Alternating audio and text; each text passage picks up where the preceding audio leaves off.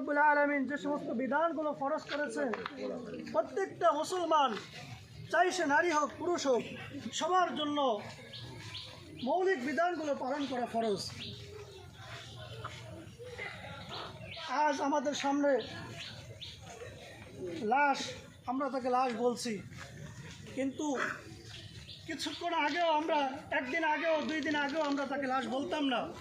যদি কেউ তাকে লাশ বলতো তাহলে অবশ্যই তাকে পাগল বলতো, কিন্তু এখন যদি কেউ তাকে জীবিত মানুষ বলে তাহলে তাকে পাগল বলবে।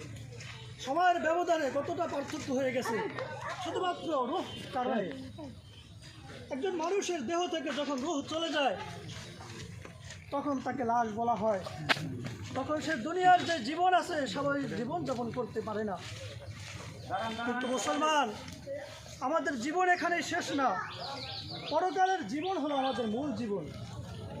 আমরা যদি এই দুনিয়াতে থাকা অবস্থায় আল্লাহ পাক রব্বুল আলামিনের গোলামি করতে পারি, রাসূলের তরিকায় চলতে পারি, তাহলে আমরা আল্লাহ তাআলার কাছে আশা করতে পারবো পরকালের জীবনে আল্লাহ পাক রব্বুল আলামিন আমাদের নাজাতের ব্যবস্থা করে দিবেন।